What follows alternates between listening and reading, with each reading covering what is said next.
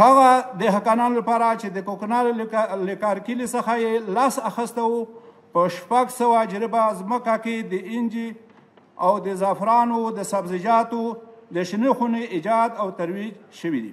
تاکنون 13000 طایفه در کابل و 2000 طایفه در ننگرهار توزیع گردیده است. زموږ محصولات دنیا ته بهرني مارکیټونو ته رسیږي، هغه معیاري وي. غټ کانالونه، متوسط کانالونه او کوچنۍ ولې لرو. له 43,000 ټنو څخه ډېر اصلاح شوی تخمونه چې ډېره برخه یې د غنمو تخمونه دي، په همدې مقدار توره او سپینه کیمیاوي سره په دهاکینو ویشل شوې ده او سږ کال به انشاءالله له دې څخه هم ډېره اندازه د همکار مؤسساتو په مرسته په دهاکینو توزیع شي او د حاکینو باغدارانو ته په زرګونو د کورنۍ بخشو د کرنو او د باغدارۍ په مربوط بستې او وسایل ویشل شوي دي. 1,50,000 څخه ډېرو د حاکینو او مالدارانو ته د کرنې او د مالدارۍ په مربوطاتو کې روزنه ورکول شوې ده. د عصري او د مسلکي د کرنې ترویج په موخه 1,210 د کرنې نمایشي قطعات ایجاد شوي دي. په زرګونو هکتاره ځمکه باندې د همکار مؤسساتو په مرسته باغونه او شنې خونې د حاکینو یا بزګرانو باغدارانو ته احداث شوي دي او 1,17,000 هکتاره ځمکه کې د نباتي آفاتونو د کنټرول وقایه شوې ده. همدارنګه په شمالي ولایتونو کې د ملخانو د کنټرول په مخه پراخه کمپاین ترسره شوی چې الحمدلله کاملا کامیاب او هغه ضررونه الحمدلله دفع شوي دي. هغه د حقانانو لپاره چې د کوکنارو له کارکیلي څخه یې لاس اخیسته و په 600 جریبه ځمکه کې د انجي او د زعفرانو د سبزیجاتو د شنه خونې ایجاد او ترویج شوي دي. په هیواد کې د صادراتي توکو لپاره 45,000 نباتي صحي سندونه ویشل شوي دي تر څو چې د نړیوالو بازارونو ته د ناروغۍ پاک او معیاري محصولات وړاندې شي. زموږ هدف هم دا ده چې زموږ محصولات دنیا ته بهرني مارکیټونو ته رسیږي، هغه معیاري وي او د امراضو نه پاک وي. الحمدلله وزارت زراعت په دې کې خپل اقدامات کړي دي. د هیواد په 4 ولایتونو کې چې کوم د کرنې وزارت مربوط هغه تراکتورونه چې غیر فعال وو هغه فعال شوي دي او ګټې اخیستلو ته وړاندې شوي دي. ځکه چې موږ راغلو 300 تراکتورونه ماسه غیر فعال وو، خو الحمدلله د اسلامي امارات د خپل بودیجې نه هغه تراکتورونه ماسه فعال کړو او د خپل خلکو په خدمت کې وړاندې کړو. د هیواد په 4 ولایتونو کې 1.5 میلیونه څخه ډېر مختلفو څارویو درملنه ترسره شوې ده. د هیواد په 4 ولایتونو کې د کرنې وزارت په مرسته د سکتوري کلینیکونو له طریقه 14 میلیونه څخه ډېره څارویو امراض مخنیوي په مخه د حیواني واکسین تطبیق شوی دی. د حیواني ناروغیو د تشخیص لپاره لابراتوارونو کې د حدوداً 22,000 نمونې ازموینې ترسره شوي دي او د چرګانو د روزنې سکتور د ملاتړ د فارمونو د جوړولو لپاره زمینه برابره شوې ده او په دې کې مستقیمان او غیر مستقیمان 1,50,000 کسانو ته د کار زمینه برابر شوې ده او په هیواد کې د مالدارۍ محصولاتو د تولید معیاري کولو په مخه د هیواد په 4 ولایتونو کې زرګونو مالدارانو ته د لبني محصولاتو د پروسس راټولولو اړوند توکي ویشل شوي دي. او د هیواد په څلور دېرشو ولایتونو کې نوي کلینیکونه ایجاد شوي دي. ایجاد لپاره 2402 جوازونه ویشل شوي دي. د هیواد په کچه د اړمنو کورنیو لپاره د مرستندویو بنسټونو په همکارۍ د چرګانو کوچني فارمونه ایجاد او د شودې د غواګانو او د وزې ویشل شوي دي. د هیواد په کچه 102 میلیونه ډالره په ارزښت 118 د همکارو مؤسسو په مرسته 154 زراعتي مالداري آبیاري پروژې تطبیق شوي دي. په مرکز او په ولایتونو کې د کرنیزو محصولاتو لپاره د بازار موندنې په مخه د منې او د پسرلي کرنیز نندارتونونه نمایشګۍ په لاره اچول شوي دي. د ګاونډي هیوادونو سره د کرنې او د مالدارۍ په برخه کې د ښه اړیکو رامنځته شوي. په دې برخه کې د ځینې هیوادونو سره تفاهمنامې هم لاسلیک شوي دي. همدارنګه د اراضي په برخه کې موږ په دې یو کال کې په دې باندې وتوانېدو چې 1,80,000 جریبه مځکه هم تصفیه شي هم انتقال شي. موږ صنعت وزارت ته انتقال کړې ده. دارنګه مسله د 100,000 جریبې نه موږ مسله د هنوردي یا د ترانسپورت وزارت ته انتقال شوې ده. بلکې موږ دا ووایو چې اکثر وزارتو ته موږ مسله مځکې هم تصفیه کړې دي هم تقریبا مسله انتقال کړې دي. الحمدلله دغه توان په خپل وزارت زراعت کې موجود دی. همدارنګه د اراضي په برخه کې د ځمکو د انتقال سروي د قدرتي سرچینو او د اوبو د مدیریت د حاکینو څخه د اضافي غنمو د خریداري او د کرنې وزارت د عوایدو په برخه کې ډېر لاسته راوړنې لرو. هغه پلانونه چې موږ مسله د آینده لپاره لرو هم تاسو غواړم چې د تاسو ته یې وضاحت درکړم. د هیواد په 22 فارمونو کې 550 کرنیز څېړنو تجربې انشاءالله ابد تطبیقیږي. پلان ده چې سږ کال به 58,000 مټریک ټنه اصلاح شوی تخمونه دا به تولیدي او بیا به دهقانانو ته ورکول کیږي. په هیواد کې 2500 نمایشي کرنیزې ترویجي قطعاتو ایجادول دي. د نباتي امراضو د آفاتو د کنټرول په مخه 4,000 لیتره نباتي دواګانې د خریداري او په مربوطه ساحې کې به تطبیقیږي. په شمالي ولایتونو کې د ملخانو په وړاندې جدي مبارزه کول دا پراخه کمپاین پر مخ وړل دا زموږ پروګرام دی. د هیواد په 4 ولایتونو کې د لازمو حیواني واکسینونو اب مسله تطبیقیږي. د هیواد په کچه د شودې د غواګانو لوړ تولید په مخه 2,000 غواګانو اصلاح نسل به انشاءالله کیږي. پلان دی چې حدوداً 2 میلیارډ افغانۍ مخکې کال کې موږ مسله 1.5 میلیارډ او په آینده کال کې موږ 2 میلیارډ تارګټ دی چې خصوصي سکتور ته ورکړل شي توزیع شي.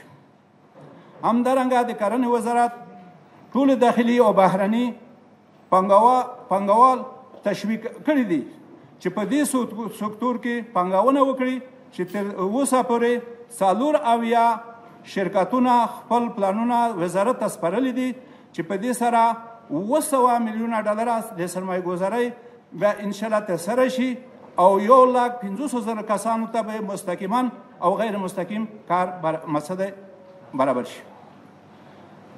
او د امیر المؤمنین صاحب د هدایت په اساس د کرنیزو فعالیتونو لپاره د ځمکې او د اجارې طرز العمل ترتیب شوی چې د منظوري وروسته به انشاءالله د سرمایه ګذارۍ لپاره کافي اندازه زمینه برابر شي.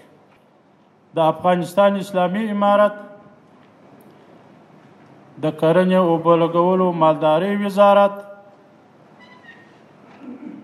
مختلفه بخشونه لري.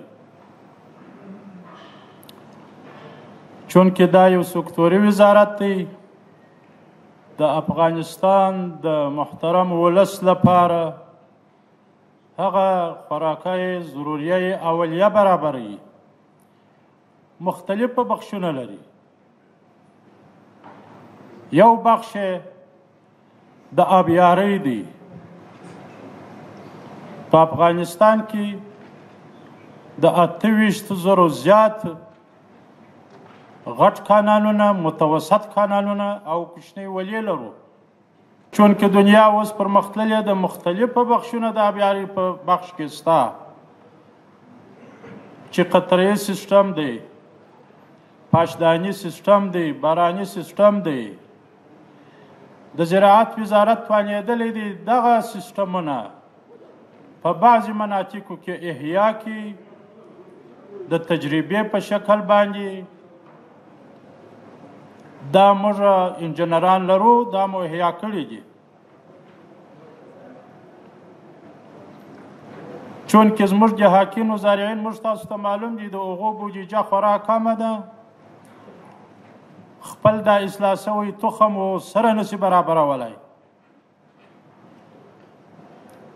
ولیکن د مختلفو هیوادو سره دغه طرز العملونه موږ راوړي دي، دلیل مو تجربه کړي دي، چې بعضې مو هم د وزارت په صحن کې پاشدان طرز العمل اوس پلی کړی دی. په کمو اوبو سره موږ ډېره مځکه اوبه وو. که یا امارت په خپله یا د حاکم څوک وغواړي چې دا سیستم په خپلو مځکو کې پلی کړي، عملي یې کړي. زموږ د زراعت وزارت انجنیران مو کارکوونکي آماده دي چې دغه طریقه عملي کړي. په لږ اوبو سره به بیا زیاته مځکه خړوبه شي. د هغه رقم بل بخش په آبیاري کې د انجنیرۍ دی، چې هغه په خپل ریاست کې چکډمونه جوړوي، سربندونه جوړوي. د هغه رقم د نو بزګرانو سره په نورو بخشو کې وژه پر وژه باندې کار کوي. موږ په تعداد د 130 چکډمونو دا جوړ شوي دي، اصلاح شوي دي. په دې کې یو چکډم موږ لرو کندهار خاکریز کې چې دغه دوباره تخریب کړی دی. نور نه لرو، نور خپل پر ځای دي. زموږ بزګرانو ته یو ښکاره پیدا کړی ده په زیرزمیني اوبو کې. هغه اوس د زیرزمیني اوبو څخه استفاده کولی شي، یعنې کاریزونه و چینې وتلي دي. چونکې موږ بودیجه پیشنهاد کړې وه، پر هغه اندازه بودیجه که موږ ته راکول شوې وی، موږ به د افغانستان په هره ولسوالۍ کې یو چکډم جوړ کړی وای. اوس کار روان دی. هغه چکډمونه هم متوسط جوړیږي. لوی بندونه هغه د انرژي او آب د وزارت سره دي. کوچني د کلو دپاره د څښاک د اوبو هغه د انکشافي جهات وزارت سره دي. متوسط چکډمونه د زراعت وزارت دپاره دي، هغه یې عملي کوي. د هغه رقم په آبیاري کې موږ زهکشي لرو. د 500 تر 80 پورې دومره میلیون افغانۍ تیر کال کې په سږ کال کې څه کمې دي. هغه په اندازه د 200 اندازه ځایو کانالونه نوي او پخواني کار کړي دي، چې هغه د حاکینو ته خورا ضرور دي په خپلو ځایو کې. مثلا که تاسو مزار ته ولاړ شئ، کالدار ولسوالۍ ته ولاړ شئ، دا ولسوالي مکمله د آمو څخه متضرره ده. هلته په کیلومترو باندې ضرورت شته چې موږ دغه کار وکړو، دا کانالونه وباسو، څو ځمکې مو اصلاح شي او زراعت ته آماده شي. په 1403 مالي کال کې د کرنې، اوبو لګولو او مالدارۍ وزارت مجموعه 1,222,800 افغاني عواید مرکزي او په ولایتي سطح راټول کړي دي. دا یقینا ډېره غټه لاسته راوړنه ده، ځکه د زراعت وزارت چې دی هغه یو خدماتي وزارت دی چې باید خدمات وړاندې کړي، پر خدماتو سربیره په عوایدو کې هم دونه غټه لاسته راوړنه کړې ده. دویم، په 1403 مالي کال کې د کرنې اوبو لګولو مالدارۍ وزارت 670 میلیونه پرمختیایي بودیجه ورکړل شوې وه چې د هغې له جملې څخه د کرنې اوبو لګولو او مالدارۍ وزارت په پرمختیایي پروژو او مخچارو کې 500 میلیونه افغانۍ چې 75% کېږي په مصرف رسولي دي. دریم، په 1403 مالي کال کې د 1 میلیارد افغانۍ په ارزښت 83,300 میټریک ټنه غنم د بزګرانو مازاد حاصل په 11 ولایاتو کې د وچکالۍ او طبیعي پیښو سره د مبارزې بازارونو کې د غنمو د قیمت کنټرول، د بزګرانو د لاسنیوي او د غنمو د کرلو او د ترویج په موخه خریداري شوي دي چې د هیواد په 4 سیلوګانو او د ولایاتو په 8 ګودامونو کې ذخیره شوي دي. د بزګرانو د مازاد ضرورت غنم د خریداري پروسه کې 11,250 کسانو ته مستقیما لنډمهاله دنده پیدا شوې ده. په 1403 مالي کال کې 80 پرمختیایي قراردادونه د 340 میلیونه او 300,000 افغانۍ په ارزښت 4 شرکتونو سره د آزاد داوطلبۍ له طریقه سره شوي دي چې مجموعاً 1 میلیونه او 302,000 افغانۍ په قراردادونو کې صرفه‌جویي شوې ده.